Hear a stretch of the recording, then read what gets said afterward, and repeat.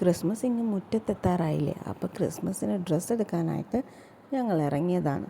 പക്ഷേ ചെന്ന് നിന്നത് ചെരുപ്പിൻ്റെ മുമ്പിലാണെന്ന് മാത്രം.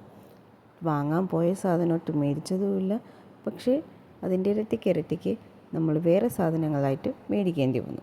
അപ്പോൾ ഇന്ന് നമ്മളിപ്പോൾ രാമചന്ദ്രയിലാണ് ചെരുപ്പ് മേടിക്കാനായിട്ട് വന്നേക്കുന്നത്. ചെരുപ്പുകൾ മേടിക്കാനാണെങ്കിൽ കുട്ടികൾക്കാണെങ്കിലും വലിയവർക്കാണെങ്കിലും രാമേന്ദ്രയാണ് ബെസ്റ്റ്. അതാകുമ്പോൾ കുറച്ച് നാൾ യൂസ് ചെയ്ത് കഴിയുമ്പോൾ നമുക്ക് കളയാനൊക്കെ ആയിട്ട് പറ്റും. നല്ല വെറൈറ്റി ആയിട്ടുള്ള സാധനങ്ങളും കിട്ടും. കുഞ്ഞിലെ മുതലാണെങ്കിലും ഞാനും ഒത്തിരി ചെരുപ്പുകൾ യൂസ് ചെയ്യുമായിരുന്നു. ഇങ്ങനെ മാറ്റി മാറ്റി മാറ്റി യൂസ് ചെയ്യാൻ എനിക്ക് ഒത്തിരി ഇഷ്ടമായിരുന്നു. ഇവിടെ വരുമ്പോഴും കുഞ്ഞുങ്ങളുടെ കാര്യം നമ്മൾ കുഞ്ഞുങ്ങൾക്ക് വേണ്ടി മേടിക്കുമ്പോഴും അവർക്ക് ഒത്തിരി പല വെറൈറ്റി ഉള്ള ചെരുപ്പുകൾ നമുക്ക് മേടിക്കാൻ പറ്റാറുണ്ട്.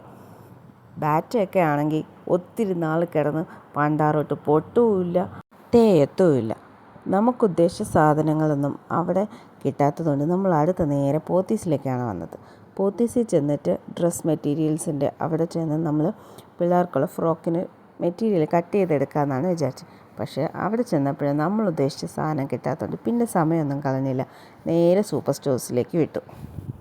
അവിടെ ചെന്നത് മാത്രമേ എനിക്ക് ഓർമ്മയുള്ളൂ. 3 പേരും അവരവരുടെ ഡ്യൂട്ടീസ് സ്റ്റാർട്ട് ചെയ്തായിരുന്നു. ഇതിപ്പോൾ സ്ട്രോബെറിക്ക് വേണ്ടി ഇങ്ങനെ എന്നോട് ചോദിച്ചുകൊണ്ട് നിൽക്കുമായിരുന്നു. ഞാൻ എടുത്തോളാൻ പറഞ്ഞു. നേരെ എന്നിട്ട് മമ്മിയുടെ അടുത്തേക്ക് പോയേക്കുവാണ് 3 പേരും കൂടി മമ്മിയുടെ പെർമിഷൻ മേടിക്കാനായിട്ട്. അതിനുശേഷം ഒരാൾക്ക് സ്ട്രോബെറി ആണെങ്കിൽ അടുത്ത ആൾക്ക് ബേബി കോണാണ്. അങ്ങനെ ഓരോരുത്തർ ഓരോ സാധനങ്ങളായിട്ട് ഇങ്ങനെ എടുത്തുകൊണ്ടിരിക്കുവാണ്.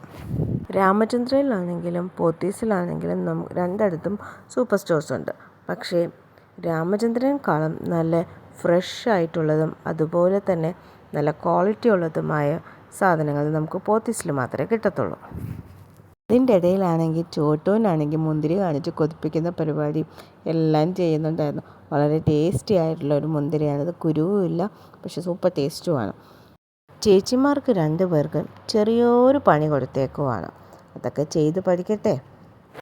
അങ്ങനെ ഏകദേശം അച്ചാച്ചൻ്റെ പോക്കറ്റ് കാലിയാക്കിയെന്ന് മനസ്സിലായപ്പോഴത്തേക്കും ഞങ്ങളുടെ ഷോപ്പിംഗ് അവിടെ അങ്ങ് അവസാനിപ്പിക്കാമെന്ന് വിചാരിച്ചു. അപ്പോഴും നമ്മൾ വന്ന കാര്യം മേടിച്ചിട്ടില്ല കേട്ടോ. ഡ്രസ് മെറ്റീരിയൽ മേടിക്കാൻ വന്നിട്ട് അത് മേടിച്ചിട്ടില്ല. അവസാനം ചോട്ടൂനൊരു കിൻഡർ ജോയും കൂടി കിട്ടിയപ്പോഴത്തേക്കും അവൾ ഹാപ്പിയായി.